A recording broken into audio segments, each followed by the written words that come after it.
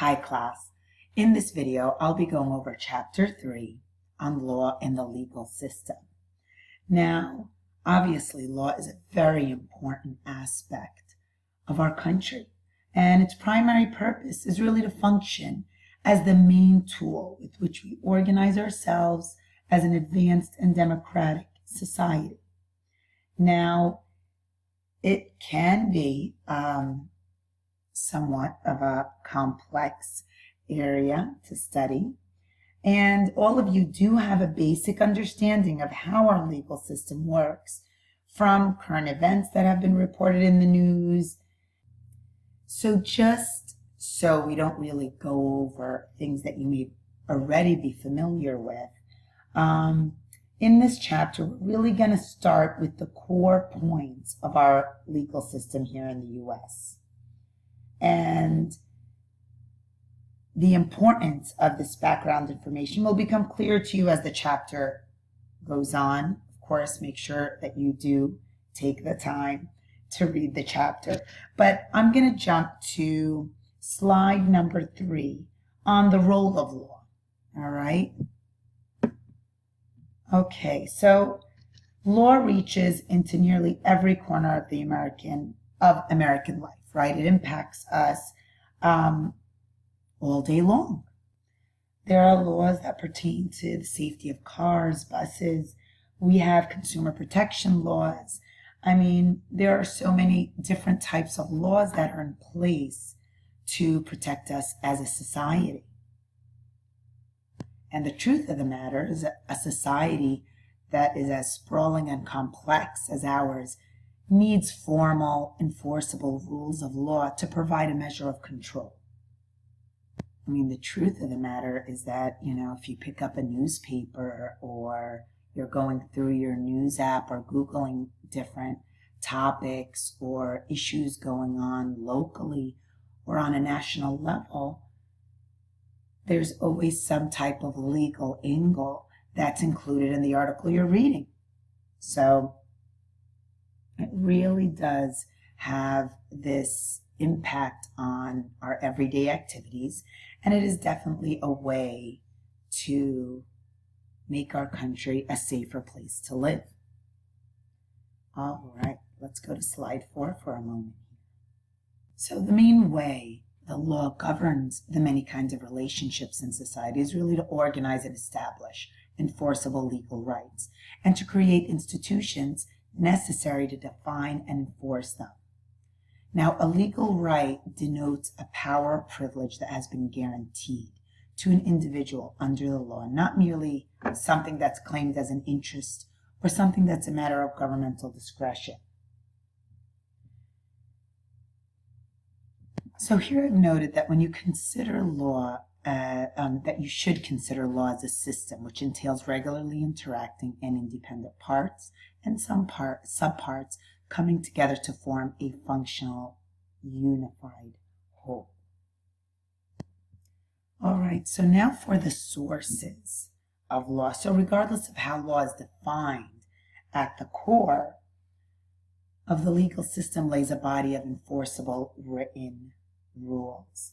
And the laws from both the federal and state legal systems stem from 3 primary sources. We have Constitution, statutes, regulations, and common law. Now, when we're talking about constitutions, they tend to be relatively small in number, but they're very important because they protect rights that as a society we have found to be fundamentally important. So the right to be free from unreasonable searches and seizures is one such important right. So a constitution is really a charter that both establishes a government and delineates fundamental rights and obligations of that government and of individuals who fall within the territory covered by the Constitution.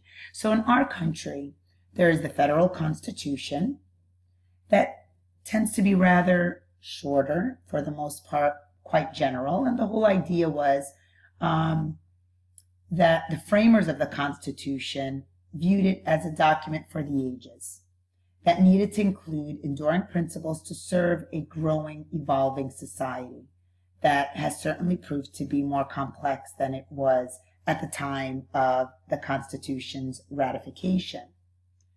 And then we also have our state constitution. So each state has their own constitution.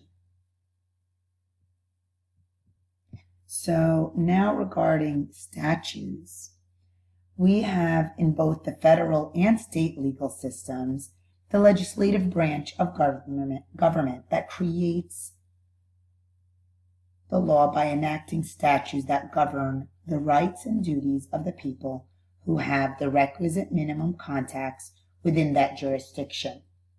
So, as defined in the book, statutes are really laws written by legislative bodies, again, at all levels. And they command or prohibit something. It is the fact that they're being legislatively created that sets them apart from other sources of law, because legislators are understood as creating laws that are forward-looking and apply to large numbers of people.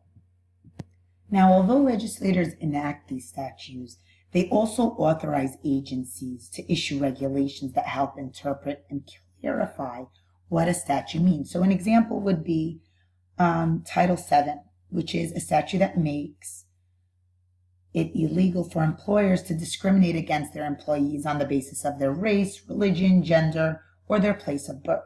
So Congress also gave a federal agency the authority to implement regulation and guidelines to help interpret this statute and give it this practical effect. Okay?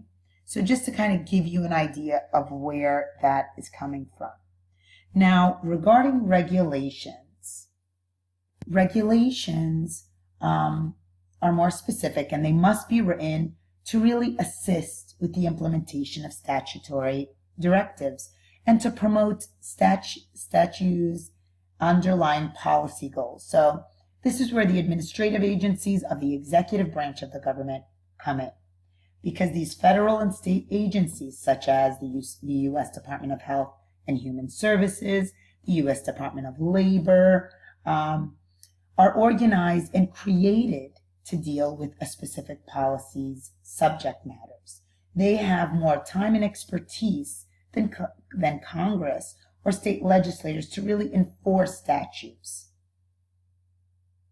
And last, I want to very briefly touch on common law. So some laws don't have their source in a constitution or statute. Instead, these laws evolve solely from court decisions, and they are called common law. Now, you might be wondering how these common laws evolved. Judges started from a few basic ideas that seemed to be universally accepted in the medieval society. As new factual controversies arose, the judges expanded on and refined their interpretations of the common law by focusing on the similarities to and distinctions from previous cases. So, although common law really originated in England, it was brought to the U.S. by the British colonists, eventually becoming each state's original body of law. Now I'm going to touch on the key features of the legal system. So, the American Constitution, as mentioned in our chapter, was created in 1789 and is one of the most distinctive features of our American legal system. It made a clear distinction between the various branches of government and their respective jurisdictions. This separation of powers provides a system of shared power which acts as checks and balances between the various branches of the government. So we have these three branches of the government which were created in the Constitution, which we've touched on in this class. We have the legislative, the executive, and the judiciary. Now, each of these branches has certain powers, and each of these powers are limited.